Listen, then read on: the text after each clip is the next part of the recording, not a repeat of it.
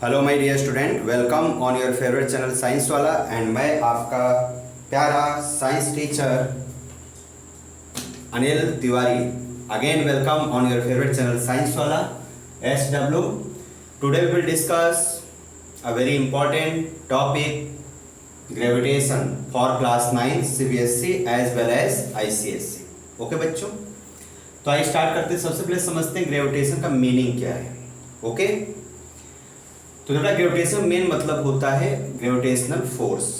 यह है क्या, ध्यान समझ लीजिए, फिर हम लोग ये डिस्कस करेंगे लॉ। बेटा यूनिवर्स में अगर कोई भी दो बॉडी है, कोई भी एनी टू बॉडी, बॉडी मतलब ऑब्जेक्ट, फिजिक्स की लैंग्वेज में किसी भी कोई भी चीज, anything is called as body और ऑब्जेक्ट। ओके, जैसे मान लो बेटा ये मून है और अर्थ। तो मून क्या करता है, मान लो ये मून है, ये अर्थ है। तो मून बेटा मून को अर्थ अट्रैक्ट करता है और अर्थ को मून अट्रैक्ट करता है। यानी in universe any two body always attract to each other. Okay, this force is called as gravitational force. It is called as gravitational force, and this phenomenon is called as gravitation. It means in the universe any two bodies always attract to each other. जैसे मान लो मैं खड़ा हूँ, इस सामने मान लो ये wall है, तो वॉल बेटा मुझे अट्रैक्ट कर रही है और मैं वॉल को अट्रैक्ट कर रहा हूँ। ओके, लेकिन ये फोर्स हमको दिखता नहीं है, बिकॉज ये जो फोर्स का जो फील होता है अट्रैक्शन का, इसमें अगर एक बॉडी का मास बहुत ज़्यादा हो और एक बॉडी का मास बहुत कम हो तब ये फील होता है। जैसे अर्थ है, अगर एक हम लोग बॉल को ड्रॉप कर दें फ्री फॉल, तो बॉल किधर आती है, नीचे गिरती है हमेशा। अगर आप बिल्डिंग से जंप कर जाओ तो कहाँ जाओगे, नीचे गिर पड़ोगे, सड़क पे, रोड पे गिर पड़ोगे, या अर्थ की तरह। तो थोड़ा अर्थ का जो मास है, अर्थ का जो मास है इस बॉल से बहुत ज़्यादा है, वेरी हैवी अर्थ का मास। सो बॉल को ये अट्रैक्ट करता है, बॉल भी इसको अट्रैक्ट करता है, लेकिन जिसका मास कम होता है उसकी तरफ अट्रैक्शन बहुत ही कम होता है, इसलिए हमें फील नहीं होता। जैसे मान लो सन है, सन के चारों तरफ बेटा अर्थ क्या है, रिवॉल्व कर रही है। तो देखो सन का मास ज़्यादा है और अर्थ का मास क्या है, सन के कंपेयर में बहुत ही कम है, इसलिए सन अर्थ को तो अट्रैक्ट कर लेती, लेकिन अर्थ सन को भी अट्रैक्ट करती, लेकिन वो हमको फील नहीं होता है। ओके, तो आई होप आपको हमारी बात समझ में आ गई होगी कि ग्रेविटेशनल फोर्स क्या होता है। एक्चुअली में ग्रेविटेशनल फोर्स क्या होता है, जो दो बॉडी के बीच में अट्रैक्शन फोर्स होता है।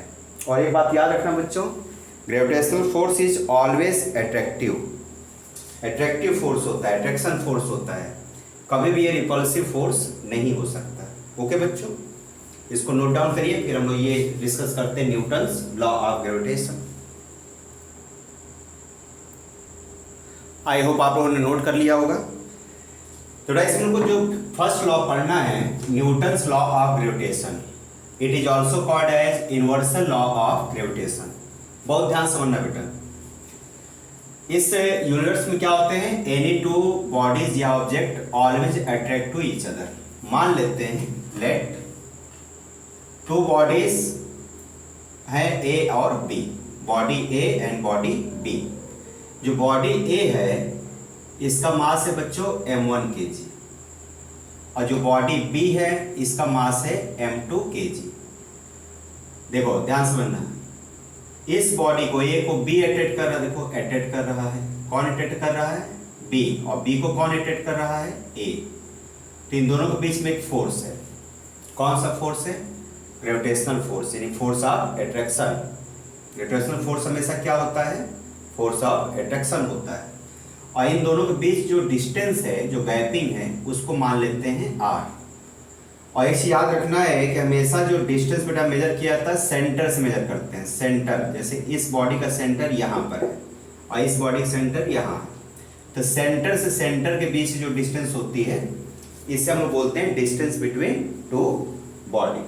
ओके, अब बेटा न्यूटन ने क्या बताया, अकॉर्डिंग टू न्यूटन, कि इनके बीच में जो ये फोर्स लग रहा है, फोर्स ऑफ अट्रैक्शन, ये क्या होता है बच्चों, डायरेक्टली प्रोपोर्शनल टू दोनों के मास का मल्टीप्लिकेशन, यानी product of their masses. Equation number 1 देखो मैंने यहाँ लिख भी दिया है, फोर्स इज, कौन सा force, force of attraction is directly proportional to, T को स्मॉल लिख लीजिए, directly proportional to the product of masses of two bodies, दोनों के मास का मल्टीप्लिकेशन का इनवर्सली होता है, सॉरी डायरेक्टली होता है।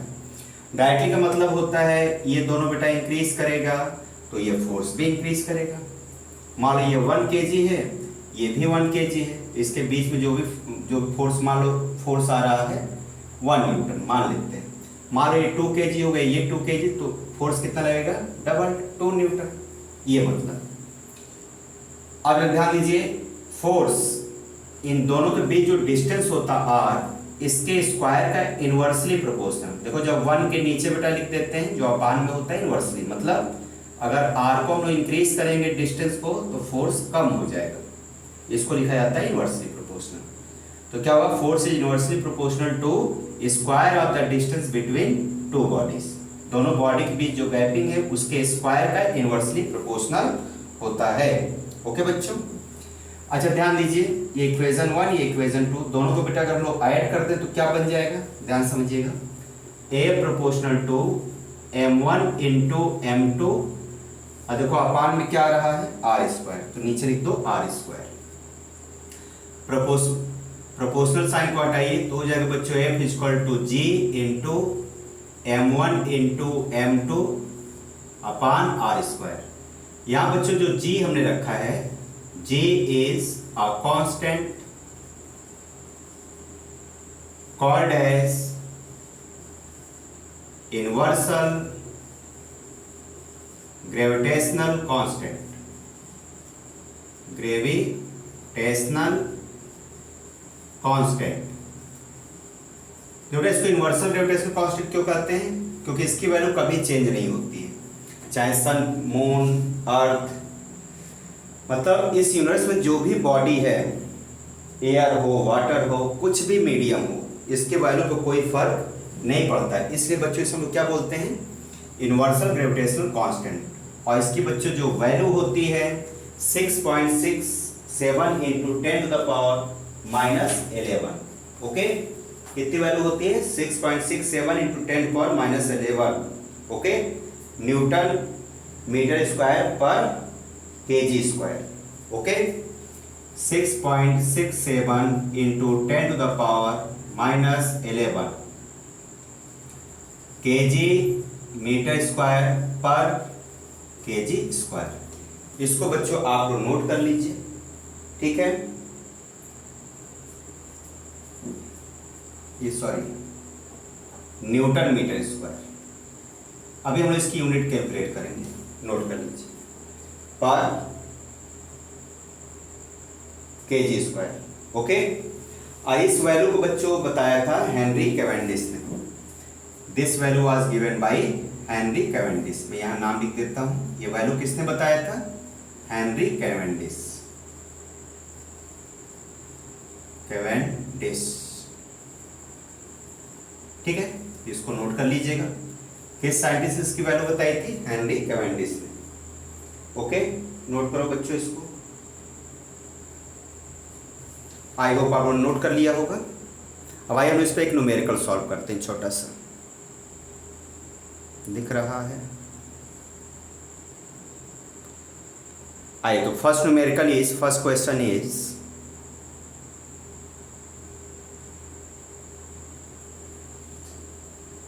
Find out SI unit of, find out SI unit of capital G, मतलब यूनिवर्सल ग्रेविटेशनल कांस्टेंट का SI यूनिट बच्चों बताना है। तो बताइए, आप सभी लोग जानते हैं, देखो, we know that according to newton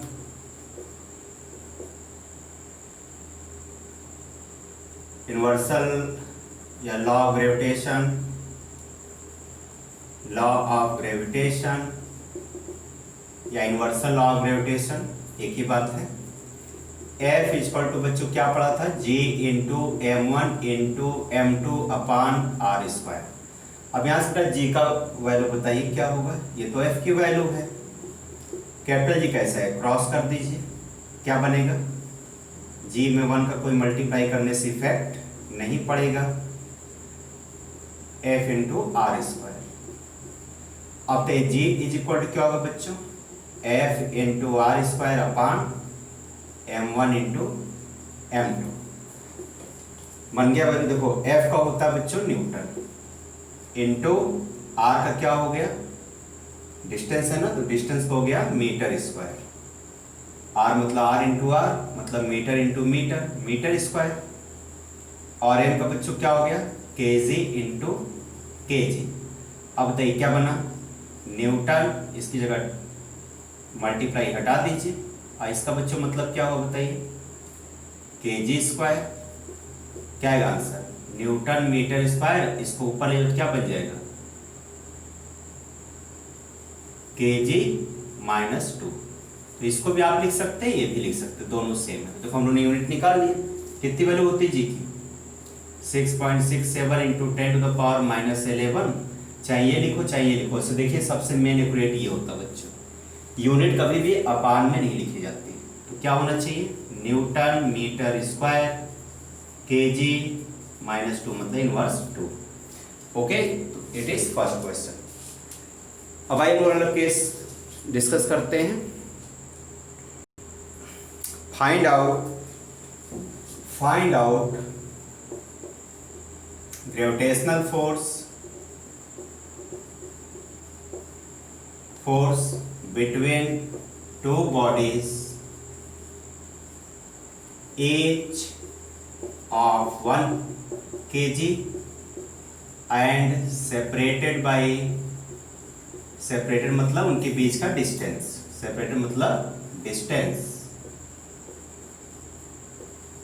by 1 metre. देखो बच्चों इसमें क्या लिखा हुआ है, ध्यान समझिएगा। दो बॉडी है, एक बॉडी ये, एक बॉडी ये, या दो बॉल मान लीजिए आप लोग, और दोनों का मास कितना है, इसका मास m1, इसका मास m2। कितना मास दिया, 1 kg ईच, मतलब ये भी बच्चों 1 kg का है, ये भी 1 kg का है।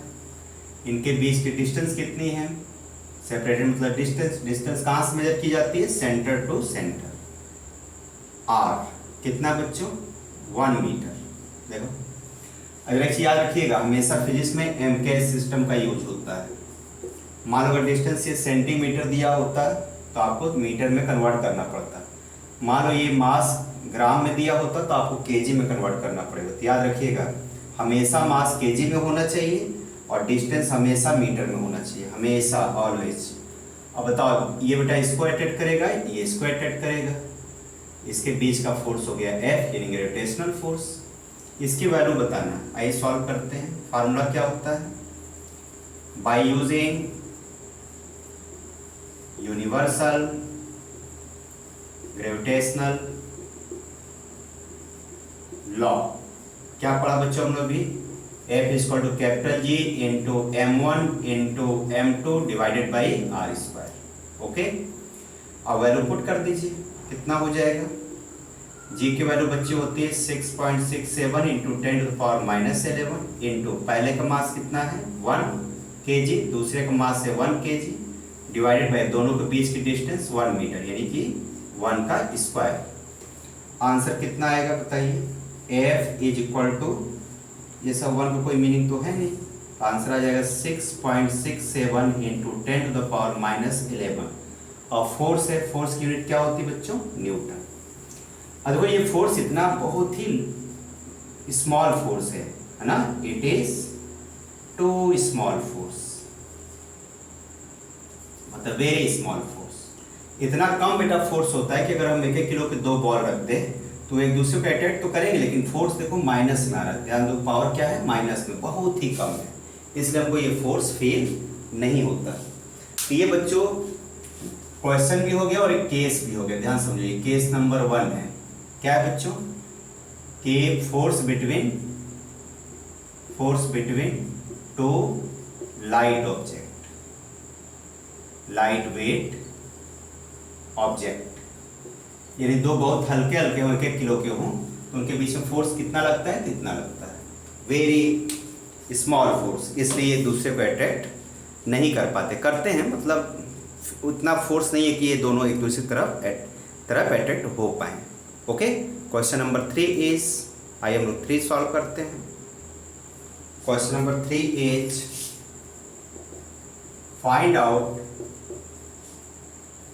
Gravitational force. ग्रेविटेशनल फोर्स का बेटा मतलब फोर्स ऑफ अट्रैक्शन बिटवीन, या ऐसे लिखते हैं, if iron ball of 1 kg is put on the earth surface। अगर हम 1 किलो के बॉल को अर्थ पर रख दें तो कितना फोर्स लगेगा, ध्यान समझिएगा बच्चों। मान लो ये अर्थ है, थोड़ा गोला बना देता हूँ, देखो ये मान लो बच्चों अर्थ है, अर्थ के ऊपर बेटा हमने एक बॉल रख दिया ये, ठीक है। अब बताइए बॉल का मास कितना है, इसके मास को m1 मानिए, कितना है बच्चों, 1 kg, ये बॉल है और ये क्या है, अर्थ है। बताइए अर्थ का मास कितना होता है, अर्थ के मास को बेटा me कहते हैं, मास of earth. Mass of earth कितना होता है पता आप लोग को, 6 into 10 to the power 24 kg, 6 into 10 to the power 24 kg। देखो कितना ज़्यादा है, ये 1 kg, ये 6 into 10 to the power 24 kg है, बहुत ज़्यादा है। और रेडियस कितना होता है बच्चों, देखो अब डिस्टेंस कैसे मेजर करेंगे, इसके सेंटर से इसके सेंटर तक, ये बच्चों हो गई दोनों के बीच का डिस्टेंस, यानी कि r हो गया। तो r कितना होता है, तो r क्या लेंगे, बॉल का रेडियस तो बहुत ही कम होता है तो इसको 0 मान लीजिए। एक्चुअली में यहाँ जो रेडियस होगा वो रेडियस ऑफ अर्थ होगा मेन। अब सोचो अर्थ इतनी बड़ी, उसके सामने बॉल की कोई औकात ही नहीं, 0 है। तो जब कोई अर्थ पे रखा जाता है बेटा तो अर्थ का जो रेडियस होता है ना वही डिस्टेंस हो जाता है। तो देखो ये रेडियस कैसे लिखते हैं, रेडियस ऑफ अर्थ, जो रेडियस है रेडियस ऑफ अर्थ लेंगे, कितना होता है बच्चों बताइए, 6.4 into 10 to the power 6 metre, यानी कि 6400 किलोमीटर, 6400 किलोमीटर रेडियस होती है अर्थ की, समझ रहे हैं, यानी 12800 किलोमीटर बच्चों डायमीटर होता है अर्थ का। अर्थ का डायमीटर इतने किलोमीटर है, यानी अर्थ के यहाँ से यहाँ तक की डिस्टेंस कितनी है, 12,800 किलोमीटर। तो रेडियस कितना होगा, हाफ हो जाएगा 6400 किलोमीटर। इसी किलोमीटर को जब आप चेंज करेंगे तो आएगा 6.4 into 10 to power 6 metre. Okay, change करना आप तो जानते होंगे, बहुत आसान है। इसे मल्टीप्लाई कर दीजिएगा 1000 का और फिर इसको पावर में कन्वर्ट कर देना, ये आंसर आ जाएगा, ठीक है ना। अब भाई मेन है मुद्दा इसमें फोर्स को कैलकुलेट करना है। तो फोर्स बच्चों कैसे कैलकुलेट होगा, ध्यान सुनिएगा। चलिए वही फार्मूला लगाइए, by using universal gravitational law. क्या है बच्चों, F equal to capital G into M1, या ध्यान दीजिएगा, capital G into M1 into ये M1 है और ये क्या है M2, तो M2 मतलब मास ऑफ अर्थ, यानी हो जाएगा मास ऑफ अर्थ डिवाइडेड बाई दोनों के बीच की डिस्टेंस, डिस्टेंस जो r है, r क्या माना जाएगा, RE, यानी कि RE का square. F equal to 6.67 into 10 to the power -11, capital G की वैल्यू, M1 की वैल्यू कितनी है 1 kg, into mass of earth कितना बच्चों 6 into 10 to the power 24 divided by radius of earth 6.4 into 10 to the power 6 का square. Okay, इसको बेटा जब आप सॉल्व करेंगे, सॉल्व कर पाएंगे कि नहीं, कई बच्चे तो सॉल्व ही नहीं कर पाता है। मैं सॉल्व करके दिखा देता हूँ। देखिए f इज इक्वल टू, पहले आप नंबर को मल्टीप्लाई करिए, कितना हो जाएगा 6.67 इंटू 1 इंटू 6।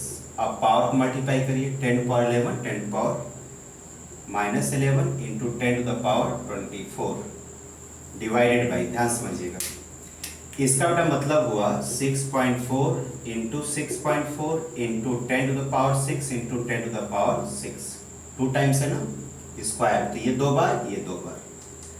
अब देखिए f इज इक्वल टू बच्चों, ये चला जाएगा ऊपर, दोनों ऐड हो जाएगा, कितना होगा देखो ध्यान, 6.67 इंटू 1 इंटू 6 होगा, डिवाइड बाई 6.4 इंटू 6.4, अच्छा इंटू पावर का अलग करिए, कितना हो जाएगा 24 में से 11 माइनस कर दीजिए, क्योंकि ये प्लस में ये माइनस में है, कितना बचा 13, तो 10 पावर 13 ऊपर हुआ और नीचे कितना हो रहा है 6 6 12, 10 का पावर 12। अच्छा f is equal to 6.67 into 6 upon 6.4 into 6.4 into 12 ऊपर चला जाएगा, तो 10 का power 13 minus 12, f is equal to,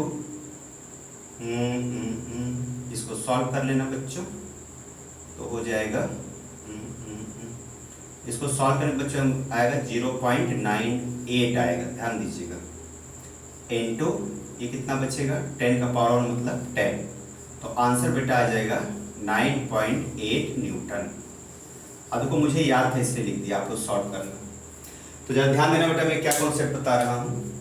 अगर आप अर्थ पे, ध्यान सुनना, अर्थ पे अगर आप 1 kg का, ध्यान सुनना, अगर अर्थ पर अगर आप 1 kg का कोई भी ऑब्जेक्ट रख दीजिए, तो जो बेटा फोर्स लगता है, जो F की वैल्यू होती है वो 9.8 न्यूटन होता है। और याद करिए स्मॉल g की वैल्यू कितनी होती है ग्रेविटी की, एक्सेलरेशन ड्यू टू ग्रेविटी, याद करो कितना होता है g की वैल्यू 9.8 मीटर पर सेकेंड स्क्वायर, इसी के बराबर वैल्यू होती है, देखो 9.8 तो याद रखिएगा अगर 1 किलो का ऑब्जेक्ट को अर्थ सरफेस पर रखेंगे तो जो फोर्स की वैल्यू आएगी वो ग्रेविटी के इक्वल होती है, यूनिट अलग अलग होती है लेकिन मैग्नीट्यूड सेम होता है। ओके, आई होप आप लोग समझ में आ गया होगा।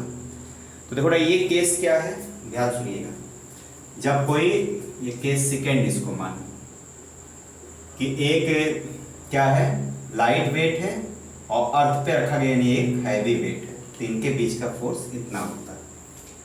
अब थोड़ा ये फोर्स समझ में आएगा क्योंकि 9.8 है, इसलिए अर्थ हमेशा बॉल क्या करती है अपनी तरफ अट्रैक्ट करती है।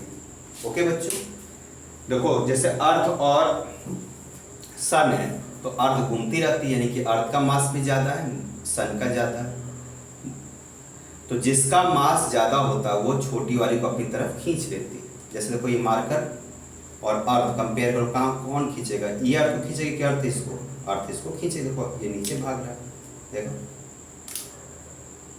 कहाँ जा रहा है नीचे, क्यों, क्योंकि अर्थ का मास ज़्यादा है, तो जिसका मास ज़्यादा होता है वो कम मास वाले को अपनी तरफ बच्चों अट्रैक्ट कर लेती है। ओके, आई होप आप लोग समझ गए होंगे। नोट करिए question number 4। Okay my dear student, question number 4 is find out gravitational force between earth and moon. Okay, आई सॉल्व करते हैं। तो ये है अर्थ, ये बच्चों है मून। मून साइज में छोटा होता है, अर्थ बड़ा होता है। बेटा इनके बीच की जो डिस्टेंस है ये कितनी है बच्चों, 3,84,000 किलोमीटर। अगर इसको हम लोग चेंज करेंगे तो कितना आएगा 3.84 into 10 to the power 8 metre. Okay, 3.84 into 10 to the power 8 metre. Okay, ये हो गया इसके बीच की डिस्टेंस। अच्छा, अर्थ का बेटा मास कितना होता है और मून का मास कितना होता है ये भी पता होना चाहिए। तो अर्थ का मास मैंने ये बताया था आपको कितना, 6 into 10 to the power 24 kg। Okay, 6 into 10 to the power 24 kg। और मून का बच्चों कितना होता है 7.4 into 10 to the power 22 kg, 10 to the power 22 kg। ठीक है, अब आपको फोर्स निकालना है। अच्छा एक चीज समझ लीजिए, ये इसको अटैच कर रहा है, ये इसको अटैच कर रहा है, फोर्स। जरा समझो बेटा ये फोर्स कौन सा फोर्स होता है, ध्यान सुनिएगा। जैसे ये अर्थ है और मून चारों तरफ घूमता रहता है, सबको पता है, रिवॉल्व करता है मून।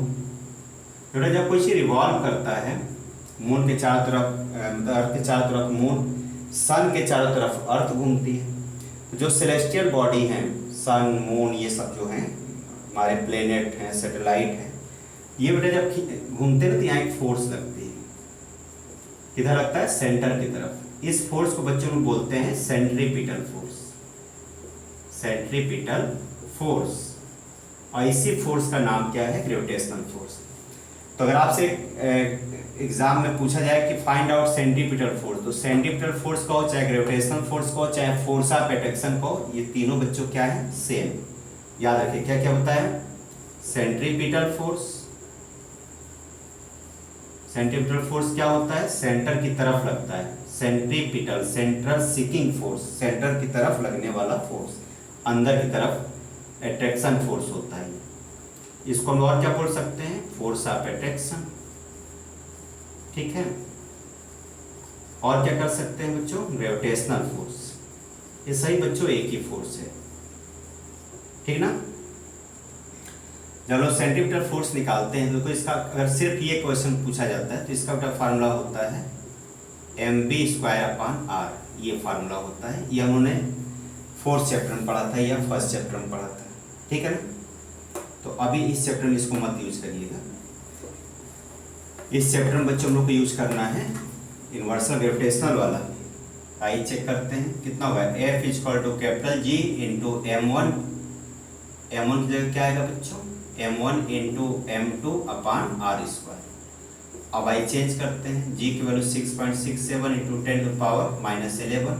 देखो M1 क्या है? अर्थ है, तो यहाँ ME कर दीजिए, मास ऑफ अर्थ। M2 की जगह क्या है? मून है, तो यहाँ बच्चों क्या कर दीजिए? मास ऑफ मून, ठीक है ना, divided by r²। Mass of अर्थ रखिए, कितना है? 6 इंटू 10⁻24। अब मून का मास कितना बच्चों? 7.4 इंटू 10⁻22 डिवाइडेड बाई r, दोनों के बीच की डिस्टेंस 3.84 इंटू 10⁻8 का होल स्क्वायर। इसको बच्चों आप लोग सॉल्व कर लीजिएगा। जो फोर्स की वैल्यू आएगी वो कितना आएगी बच्चों? मैं आंसर बता देता हूँ, आपको चेक जरूर करना। 2.01 इंटू 10⁻20, 2.01 इंटू 10⁻22 न्यूटन। अब थोड़ा ये फोर्स बहुत ज़्यादा, देखो 10⁻22 मतलब फोर्स ज़्यादा है, पावर प्लस में है, माइनस में नहीं है।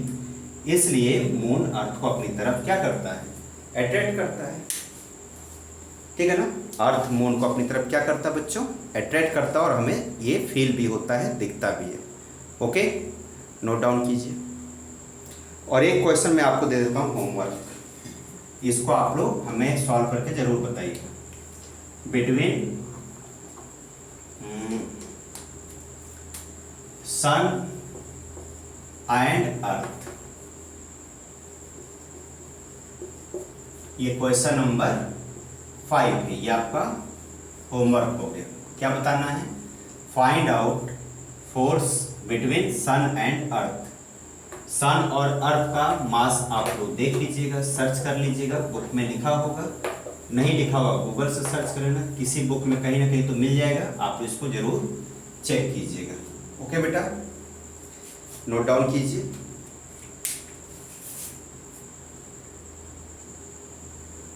ओके माय डियर स्टूडेंट, चलिए मैं कुछ डेटा आपको दे देता हूँ जिससे आपको सॉल्व करने में प्रॉब्लम ना हो।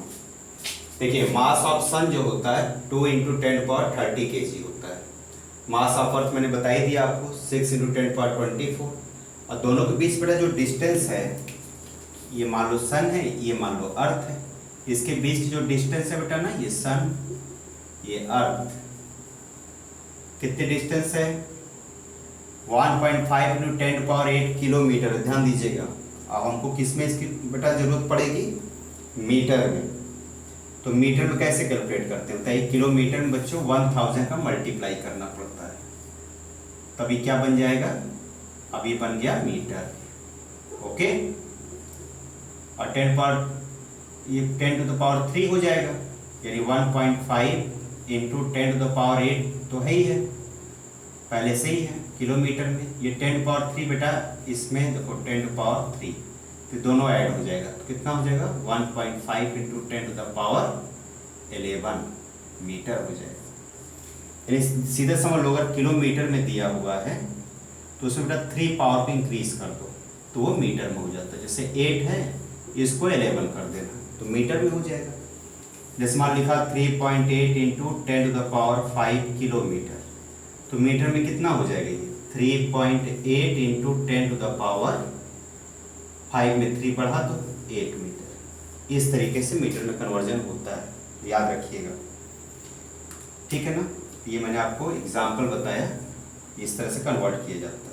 ओके बच्चों, और एक क्वेश्चन और नोट कर लीजिएगा होमवर्क के लिए। The distance between Jupiter from the sun is 5.2 times that of earth. Earth और सन के बीच में जो भी डिस्टेंस है उसका 5.2 टाइम्स, टाइम्स का मतलब मल्टीप्लाई कर देना, तो जो आंसर आएगा वो डिस्टेंस हो जाएगा। Find gravitational force between them. अब मास भैया जुपिटर का मास और सन का मास आपको पता होना चाहिए। सन का मास तो हमने बता दिया, आप जुपिटर का मास सर्च कर लेना और इसको भी आपको बच्चों सॉल्व करना है। ओके, तो आई होप आप लोग बच्चों ये बातें हमारी समझ में आई होंगी कि न्यूटन ग्रेविटेशनल लॉ मैंने बेटा आपको क्लियर कर दिया, बिल्कुल समझा दिया, इसमें कोई डाउट नहीं होना चाहिए। ओके, फिर भी बेटा कोई डाउट होता है तो आप हमें कमेंट करिएगा। ओके, ठीक है, कोई डाउट इसमें बच्चों कोई भी हो आप हमें कमेंट करिएगा। ओके, तो सारे क्वेश्चन सॉल्व करिए ग्रेविटेशन लॉ के, और बेटा हम लोग मिलते हैं पार्ट 2 में। ओके बच्चों, ग्रेविटेशन पार्ट 2 में तो सारे क्वेश्चन सॉल्व करिए, खाइए पीजिए, मस्त रहिए और खूब मेहनत करिए, क्योंकि आपके एग्जामिनेशंस भी आने वाले हैं। ओके, तो सभी बच्चों को best of luck, bye, tata, good night.